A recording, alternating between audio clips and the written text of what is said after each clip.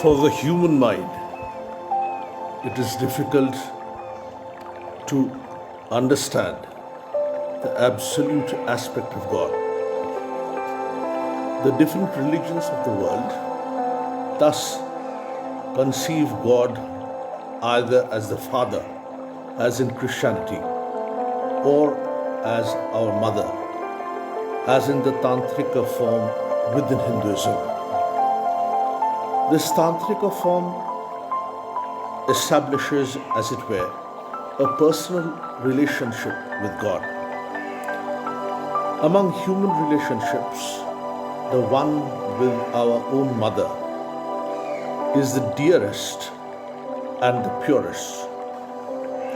The spiritual aspirant thus extends this relationship in the spiritual domain.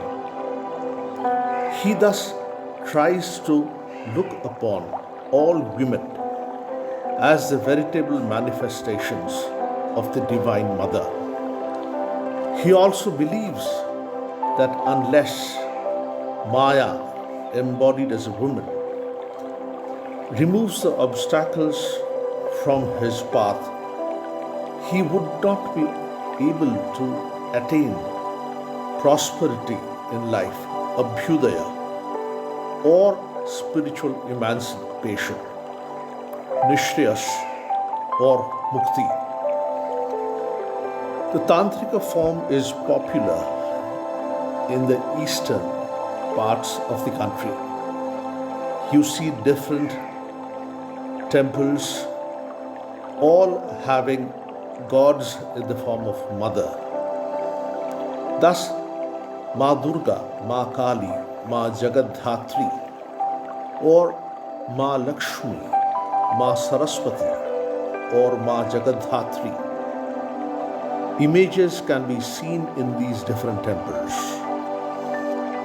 Although largely confined in the eastern region, mother worship is prevalent in other parts of India too. You have thus the Kanyakumari temple in the southernmost part of the country.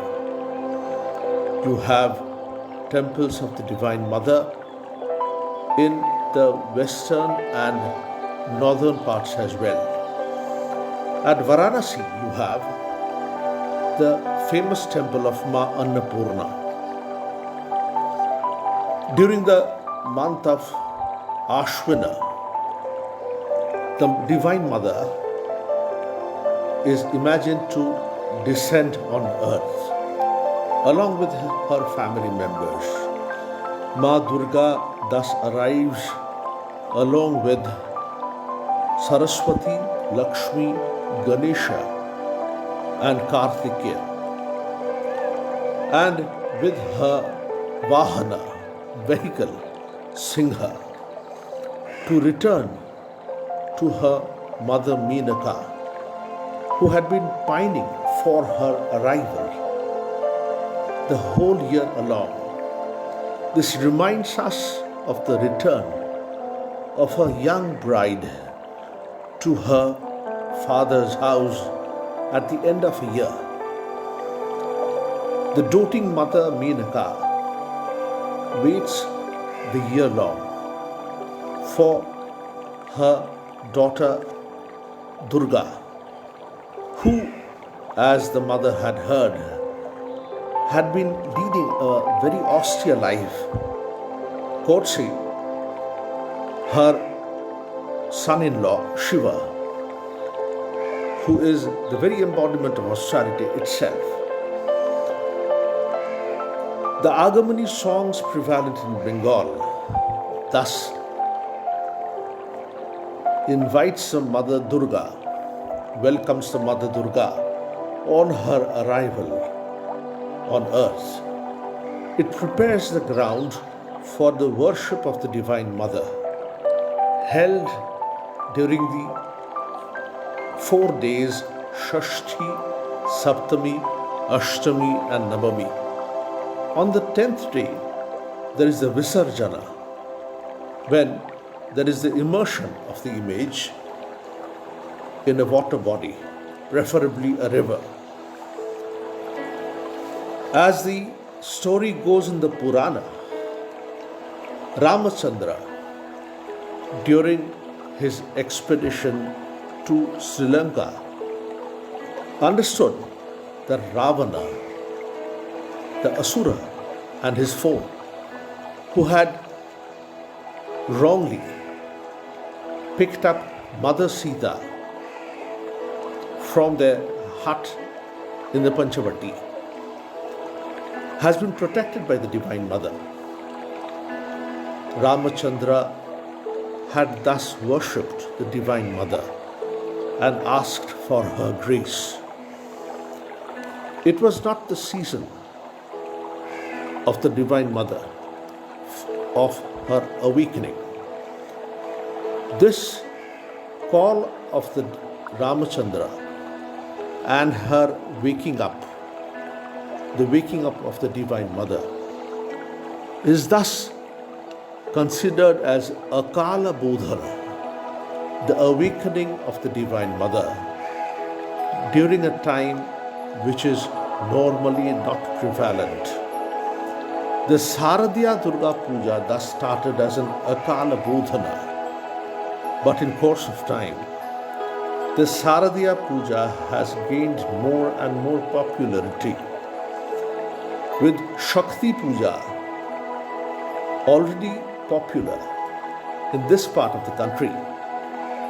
The Durga Puja quickly had a large number of devotees, confined initially in the courtyards of zamindars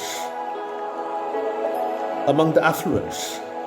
In course of time, it became a barwadi, that is, which is observed by Bara, that is 12, by all. In fact, from the middle of the 19th century, the puja gradually came to be observed by others away from the house of zamindars, the affluents. In fact, the most loving radio program for a number of years has been the Agamani program conducted by Virendra Krishna Bhadra, where a number of reputed stars, including Uttam Kumar, Pankaj Malik and others, including Mani Kumar, they had lent their voice. In unison, they had composed the Agamani Giti Alekhya, song and narration. You hear the chanting of the mantras from the Chandi by Virendra Krishna Bhadra in this wonderful narration, which is broadcast every year in the early hours of the Mahalaya, the dark night of the moon, just immediately preceding the Durga Puja. This year the Mahalaya would be on 17th September, while the main puja would start only on the 23rd. The Saptami Puja of Goddess Durga is on 23rd October.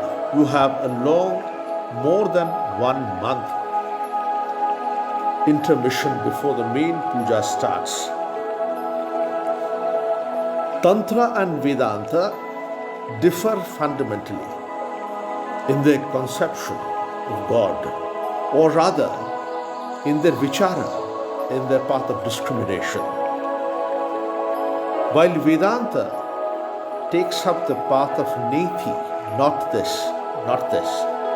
and thus does a vichara and throws away, casts away the external world. The path of Tantra considers the entire world with all its ramifications as a manifestation of the Divine Mother. It is the path of Asti. This path has been well delineated in the Chandi, the book that is, This book, alternately known as Devi-Mahatmya, has a total of 578 slokas. Since there are a number of mantras in a single sloka, there are a total of 700 mantras in this entire book. During this entire season from October, extending up to the month of November, you have a number of worship of female deities, including Durga, Kali, Lakshmi and Jagadhatri. In fact, this worship symbolizes the highest form of human recognition of its female counterpart. In the 19th century, the advent of Sri Ramakrishna signaled the reinvention of the path of Tantra. In fact, Sri Ramakrishna spent more than 30 years in the temple of Dakshineshwar in close proximity to the goddess Bhavatarini. In addition to Tantrika forms of worship, where he attained the highest success or realization, he practiced the religious observances of other forms of Hinduism and even of Christianity and Islam. But nevertheless, it is well reputed that Sri Ramakrishna was a devotee of Mother Bhavatarini. It was thus that songs of the Divine Mother, the Kali Kirtana, the various rituals in her remembrance, Durga Puja, Kali Puja and others, became alive once more. In the different Durga Puja pandals spread all over Bengal, and during the Kali Puja, you inevitably see photos of Sri Ramakrishna in the pandal along with the image of the Divine Mother. Sri Ramakrishna even performed a novel form of ritual. He worshipped his own married wife, Ma Sarada, as a Divine Mother. This worship, the Shodashi Puja, was performed in the year 1872 when his wife Sarada was barely 18 years old. In fact, this worship of his own wife by Sri Ramakrishna signaled the highest recognition of female power, the highest form which declares the potential within the female form of humanity. In this way, you find the recognition of divinity within her, while other forms of emancipation, higher education, better jobs, more rights are welcome. Hinduism thus recognizes the divine aspect within females. The same divinity is manifest in males and females. This divinity, verily, is beyond the sexes. He or she is beyond the male or the female manifestations. We would read out today a dhyana mantra of Mother Durga, which is often chanted during the Durga Puja and especially during the reading from the Chandi. The Chandi book contains a number of anecdotes very popular among the Hindus. The anecdote of Mahishashura Mardini, where the Mother Durga destroys the demon who had taken up the form of a Mahisha, a buffalo. is indeed celebrated in the Durga Puja. The Kali Puja too has its seeds in the same book, the Devi-Mahatmya. There are other anecdotes too. The Shumbha Nishumbha Vadha, the destruction of the brothers Shumbha and Nishumbha, the demons. The Madhu Kaitabha Vadha, the destruction or the killing of Madhu and Kaitabha, and of Rakta Bija, the demon who could spur out more and more similar asura bodies just like him out of the blood which has been spilled when the Devi had injured him. This destruction of Rakta Bija, a veritable imagination of the Purana, is also found in the same book. The anecdote of Rakta Bija has in fact inspired the idiom in Bengali, which says that one can multiply like Rakta Bija. The Dhyana Mantra, which we are about to read, declares thus. The Dhyana Mantra is in Sanskrit. After reading out the main mantra, the Dhyana Mantra, Dhyana means meditation, we would briefly spell out the meaning as well. The Dhyana Mantra goes thus. Om Ya Chandi Madhukaita Bhavi Daitya Dalani Ya Mahishonmulini Ya Dhumrekshana Chandamunda Mathani Ya Rakta Bijashani Shakti Shumbha Nishumbha Daitya Dalani Ya Siddhidatri Para Sadevi Navakoti Murti Sahita Mam Patu Vishveshwari. A free rendition in English would run thus.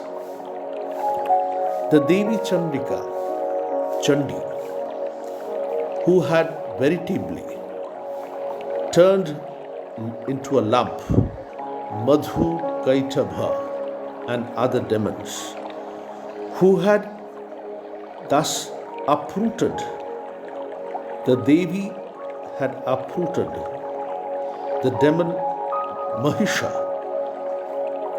This is the anecdote which is celebrated in the Durga Puja, who had destroyed Dhumrekshana, the Asura, who had the eyes of Dhumra, that is dust, who had turned into a paste Chanda and Munda, the famous brothers who fought against the Devi and who veritably ate the demon Rakta Bija. Rakta Bija Ashani. The verb Ash means to eat. Shakti Shumbha Nishumbha Daitya Dalani. Shumbha and Nishumbha, the Daitya. This comes in the third anecdote in this book, Devi-Mahatmya. It's indeed the most virulent, the most violent battle that you see in this book, where the Devi fights against Shumbha, King Shumbha, and his brother Nishumbha, the general. The Devi finally destroys them both. But the Devi not only destroys the evil forces, she also gives Siddhi as well. She has Vara and Abhaya in her two hands. She is thus the Siddhi Datri Para. The highest Siddhi, fruition, are effected by her. Sa Devi Nava Koti Murti Sahita. Navakoti, Koti means in millions. Along with her female companions, she had fought against the demon Shumbha. So this last line declares thus: Sa Devi Navakoti Murti Sahita.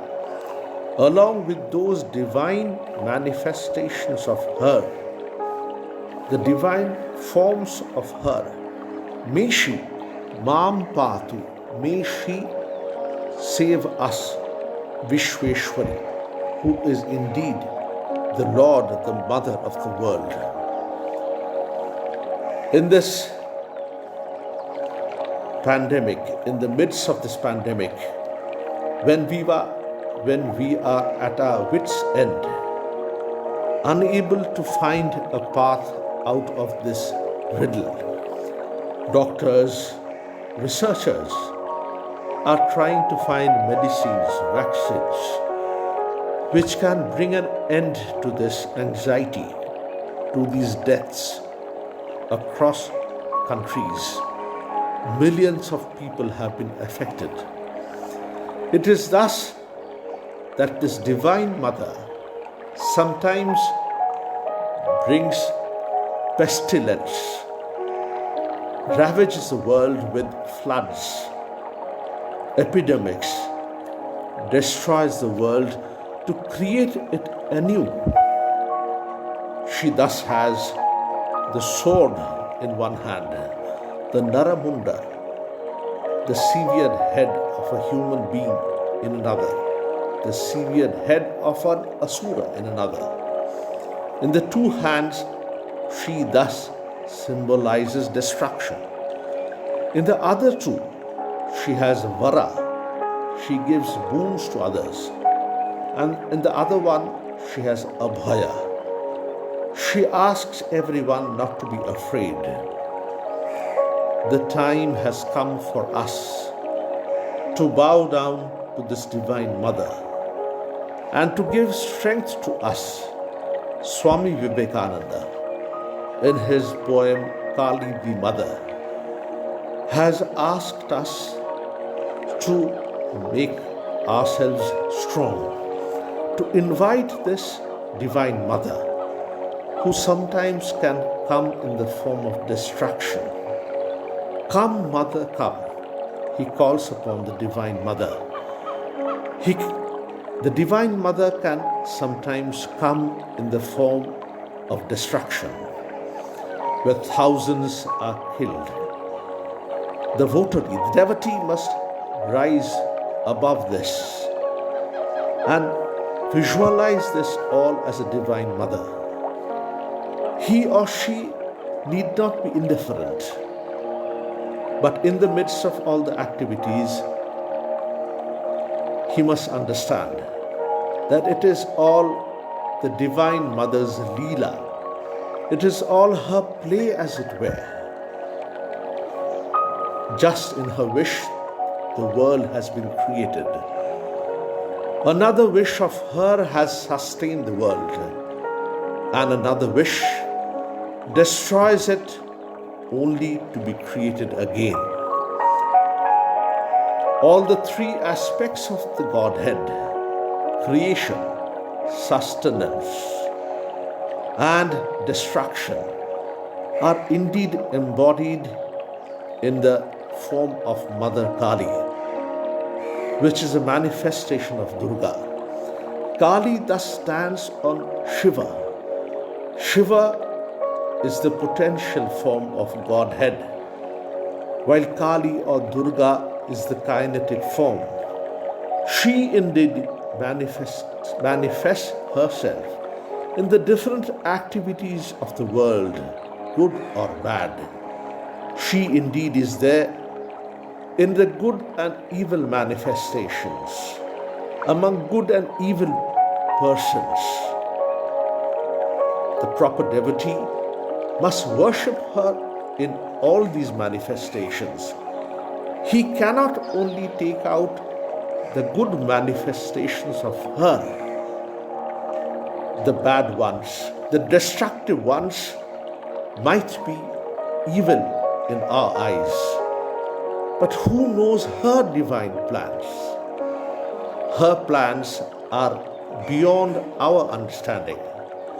We can only pray to her that may she give us strength to withstand the different obstacles in the world, to withstand the trials and tribulations, so that we can finally stand above, stand beyond, conquer them all, and know her in her real swarupa, in her real character. I will invite all the listeners of this Facebook program to remember that Ramachandra had done an Akala Bodhana.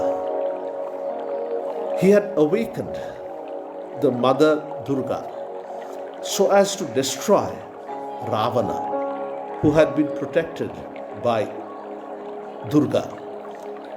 We can also similarly call upon Mother Durga. If she awakens, the different obstacles, diseases in the world can be conquered. It sometimes lies beyond the ken of human understanding. To understand the different nuances in nature, a time has thus arrived.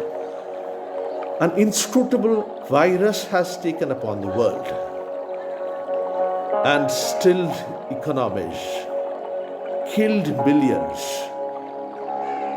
The whole world has been put to rest, as it were. The gradual changes are visible now. Scientists are expectant for a discovery. We pray to the Divine Mother that may her blessing be on us. May we rise above the ashes, ever free, ever new, strong than earlier, stronger than what we were earlier. It can only happen through her grace. Jai Durga Ma.